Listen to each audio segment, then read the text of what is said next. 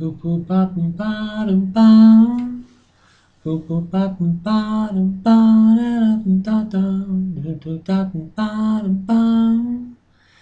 Beep bop boop bop boop bop boop da ba dum bum. Beep bop boop bop boop boop boop boop ba dum bum. Hello, welcome to ReasonandBalance.com. I'm David Lentz. Today we're going to compare a novel that many consider to be the finest in Western literature. By Western, I include Russian in this context. Fyodor Dostoevsky's brilliant novel, The Brothers Karamazov, versus my novel, Rao's Solution, written by yours truly, David Dixon Lentz. Okay, I think the best way to start this is, and of course we notice from the get-go the big difference in the thickness of the two books. Karamazov is 702 pages, mine's 182 pages. Let's start by, and thankfully, because you're going to need it, he gives you, at least in the edition that I have, which is the translation by Constance Garnett, they do give you a little page with a list of characters, and each of them has about 3 names, and when you're dealing with Russian names, that's very helpful, if not essential, because sometimes a character may not appear for several chapters and it gets to be fairly intense. But in any event, let's see how he starts his novel.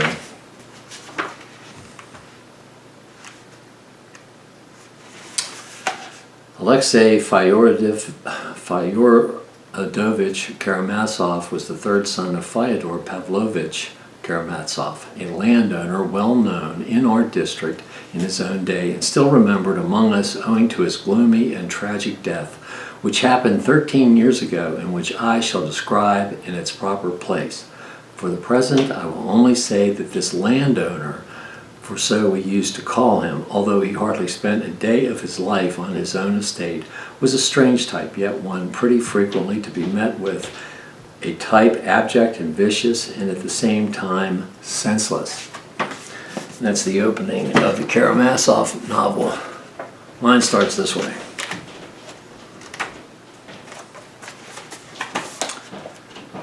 The jungle. It was a hot, sweltering night in the Guyanese jungle. A jeep with flashing blue lights quickly approached a small bungalow and slammed on the brakes. The driver and passenger quickly alighted and drew their pistols. The passenger, who wore a suit, directed the other, the uniformed driver, to the rear of the structure while he hurried to the front door. Sanchez, this is the Guyanese security service, barked the officer in charge as he pounded on the door. Come out now with your hands up. It will be much easier if you surrender. Okay. That sort of sums up the differences in the style. Okay, the reason I am going to talk about the Karamazov novel, the Dostoevsky novel, is not only because it's very famous, very respected, admired, and compare that to my novel, is because in essence Dostoevsky's novel deals with many of the issues that we on Reason and Balance, the website, many of the issues that we deal with. Matter of fact, it's really kind of spot on in terms of subject matter. Now the one thing about it is, of course, is we're dealing with a Russian writer in the 1800s who you can have long cold nights in Russia, and you probably are going to write with the idea of curling up, maybe having a hard time getting next door because you're snowbound or whatever, and you're going to curl up with something, and it's got to last. And I'm sure that part of, and like I said, this was part of a series right here. But this novel deals very much with the issues that I'd hope to deal with in ReasonandBalance.com. And it does. But for the 21st century reader who is multitasking in this day and age and is trying to get things done during the day, it can present a little bit of a challenge. But one can understand, because you're dealing with different circumstances, different audiences, vastly different audiences. The Karamazov novel, which, like I said, is spot on in terms of the subject matter for our website here, is, this sort of this battle of faith versus reason, and it asks the question, it gets right to sort of the heart of it: is everything okay if there is no God? Is everything permissible if there is no God? One of the brothers, Ivan, in the novel, uses sort of that slogan as sort of his battle cry, as it were. I'm not using very good terminology here, but he, and I don't think that I think he argues that, but I'm not sure that he himself believes that, but he has his own psychological issues. There's some, there are three brothers, and there's a father. Yeah, I should add here, it's kind of embarrassing. Actually, there's arguably a fourth brother in the book, and he becomes a major character in connection with the crime in question, and he is the illegitimate child, I believe, of the father, but he becomes very important later on in the novel. In the book, I don't like to give it away, and I'm not even going to say who got murdered, but you've got two love triangles in the book. You've got a murder, you've got a trial, and you've got basically a psychological issue that one of the brothers in particular has, where he thinks he's being visited by the devil. And he also writes this chapter. He even writes his own little poem. He calls it a poem in the book. It's called The Inquisitor, where in the book, and where it's basically Jesus sort of runs in, has an encounter with the Grand Inquisitor. I guess it's during the Spanish Inquisition. I can't remember, but. And it really sort of touches upon the issue of whether the people that are running the church are really following the teachings of Jesus. And it's a very interesting chapter. Now, I will tell you this, that because the writing is long, and a lot of the characters in the book, I mean, this is one of my biggest criticisms. I have two big criticisms for contemporary readers. It's too long and involved, but the second one is that a lot of the characters in the book, you'll have these long, extensive dialogues where they say one thing, and then 10 minutes later, or a chapter later, or wherever, they totally change their tune. It's like they're totally fickle. And like when I read novels, especially if it's a complicated novel, I have a tendency to underline.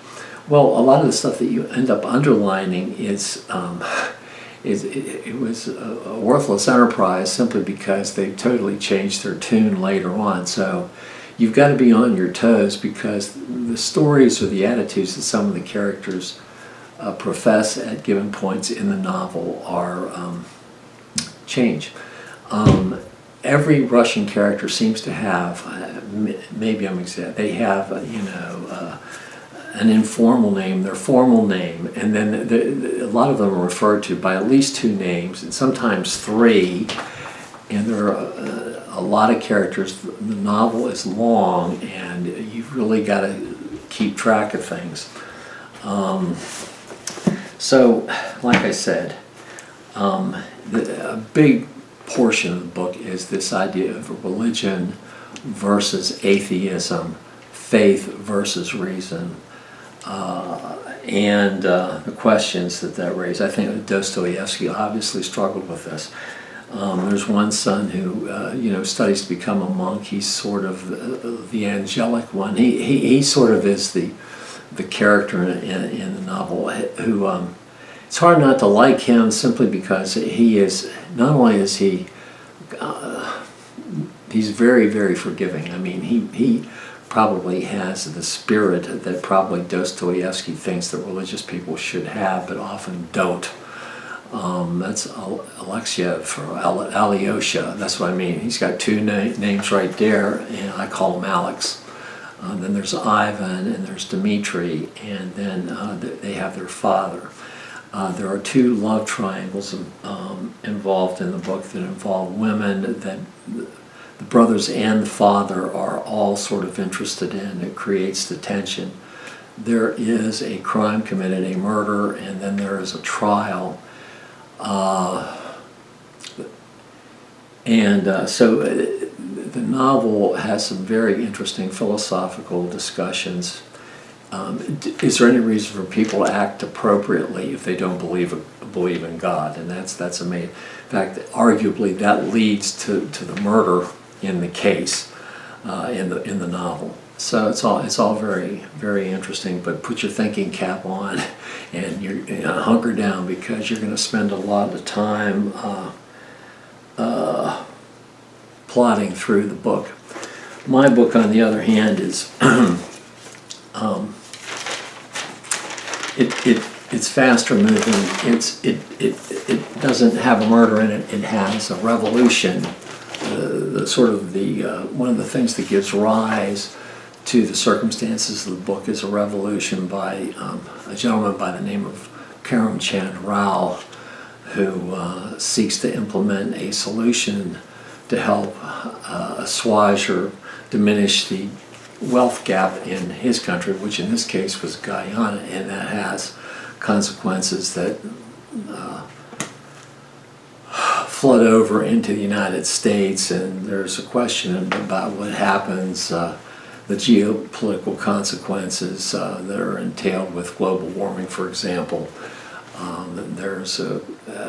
It has ramifications that has to do with his politics. It makes the U.S. government interested in what's going on down there, because the Chinese want to put a naval base down there because they want to help Guyana build their flood wall. But there are two love triangles in the book. And that sort of brings some, and I use them in my book to more or less bring some of these characters from different countries together, because it focuses on, of course, New York, where there is a game show, and the major protagonist in the novel is a game show producer who puts together this game show to try to help out poor folks, to give them prize money during the Christmas holidays. And he does that with the best of intentions, but the game show goes awry and it doesn't really do what it's supposed to do. And they're trying constantly in the novel to fix it. It shows the machinations that go behind game shows in corporate America and the relationship of intercorporate politics and yes, and with respect to my book, Rao's Solution, I sort of failed to mention that the protagonist's son is also involved, as is his wife and, of course, his girlfriend. And the girlfriend especially also has a relationship with a CIA officer who was spying on Rao in Guyana, and she, interestingly enough, herself has connections with Guyana and works at a Guyanese restaurant, and that sort of ties in with the Guyanese official, sort of their FBI equivalent, chases this CIA agent, and they all have a sort of a big confrontation in New York, and the protagonist's son, in a war protest, finds himself getting into a situation where he gets injured, and that has an effect on the protagonist's relationship with his wife, and sort of raises some relationship issues. So that's another important aspect of my book, Rao's Solution. Class struggle. My novel, it took me 17 days to read Karamazov. It takes probably the average person about 6 hours probably to read my novel. I designed it, frankly, to be so somebody could read it on a flight from New York to Los Angeles. and it moves along. There are characters all have one name, and hopefully the prose is faster moving. Okay. Dostoevsky's novel revolves around more fundamental issues than mine does, in the sense you're talking about faith versus reason, questions of right and wrong, questions of relationships between fathers and their sons. Mine deals with a relationship between a husband and his wife and his girlfriend and his son, and it deals with the question of what's really important in life. But the real focus of the book, and the real reason I wrote Rao's Solution, is that I wanted to show that because of risk tolerance issues, the free market capitalism will always, and innocently, even if people have innocent intentions, even if the rich have innocent intentions, and everybody is a good person, even if that's the case, the purpose of this book is to show why you're always in totally free market situations, why the rich are always going to get richer at a faster rate, and there's going to be a widening wealth gap between rich and poor. And it just cannot be helped. And then the second thing is unlike Dostoevsky, in my novel, it actually poses a step towards solving that inequality, and that in effect is Rao's solution. It has to do with how people get paid, and it's an alternative to changing minimum wage laws. But it's a step in that direction, and it's fundamental. And I haven't heard anyone discuss this concept out there amongst politicians. They're talking about universal basic income. Now that may be good or bad. I'm not going to sit down here and address that issue right now. But Rao's solution is actually if you're a free market person, Rao's solution is actually slightly less draconian, and probably conservatives would be more able to swallow something like Rao's solution than universal basic income. But so the book, in a sense, is sort of middle of the road in that respect, even though I know that Rao rhymes with Mao, as in Mao Zedong, but this is not a book that espouses communism or socialism. It's a book that actually talks about just an adjustment in the way people are paid, how companies are allowed to divide up the wage pot. It's a very simple solution, and therefore it's more likely to be workable. Let's see, like I said, so my book deals with very fundamental issues also. So both books do that. My book actually poses a solution. Now at the end of the Karamazov book, there's a chapter that takes place at a little boy's funeral, and I think that a lot of what's said in there sort of sounds, maybe I've got the wrong book of the Bible, I don't know, it sounds a little bit like Jesus' Sermon on the Mount, or maybe before he departed after the crucifixion into heaven or something like that. But it's Alex's little speech at the end of the book at the funeral, and it more or less, it just has that real biblical ring to it. I think that Dostoevsky really himself struggled between reason and faith. I think that this book, it's clear to me that he had real problems with the higher-ups in religious circles, that they were subverting the true intention of religion, and that he saw the appeal of reason, but he had that question in his own mind, whether you can do right if you don't believe in God. I have an answer to that. I think the answer to that, but that's a different video and a different subject.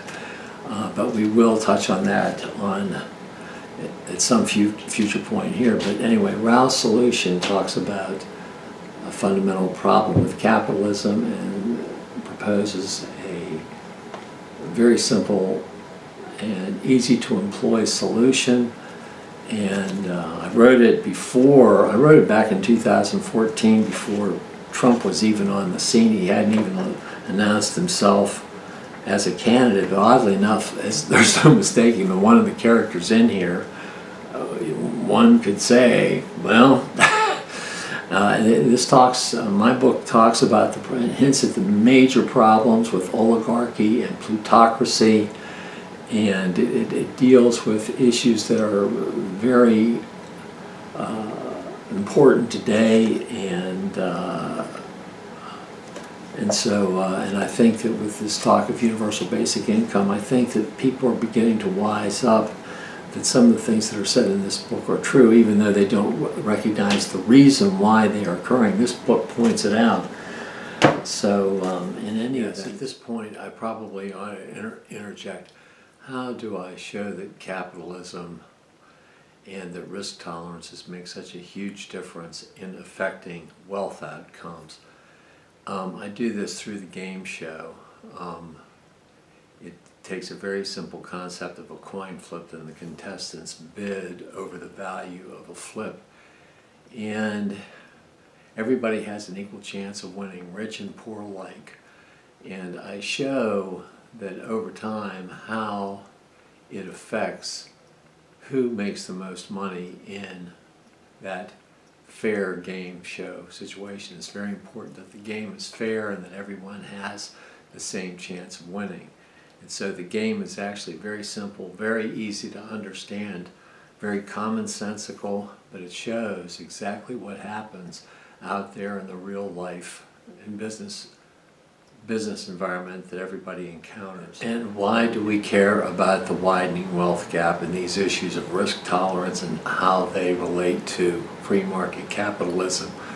Very simply put, if risk tolerance, because of differences of risk tolerance between different wealth categories of individuals or corporations for that matter, if the rich can take more risks and as such reap higher and higher returns, what that means is that wealth is going to be pushed to the top towards monopoly, in short, which means that fewer and fewer rich people will control more and more wealth. And you have, under those circumstances, a plutocracy, oligarchy, and ultimately one person theoretically would ultimately be super rich, and you would have lots and lots and lots of poor people. And this push of wealth creates such a differential that it has political ramifications. And in an age where we're looking at artificial intelligence and we're looking at computers and the ability of government to spy on us and to control information and to watch everything we do, it becomes incredibly dangerous for us all. And in a sense, there is a risk that capitalism, left totally unchecked, would lead to very dire consequences that would be very, very bad for democracy and very bad for individual liberties. So that's the consequence of all that. In summary, is why my book is vitally important today. It talks about the basic reasons why the rich are getting richer, why the world, not only this country, but in fact the world, is moving to a situation of oligarchy, plutocracy, and domination by a few rich, super rich people. And it also talks about a step towards eradicating that problem and allowing for people to be paid a fairer wage so that more people are better off, which would be, in fact, healthier for democracy. Thank you, and we'll see you next time at reasonandbalance.com. Boop boop bop boop bottom bum. Boop boop bop boop bottom bum. Da da da da da bottom bum. Beep bop boop bop boop bop boop da bottom bum. Beep bop boop bop boop boop bop bottom bum.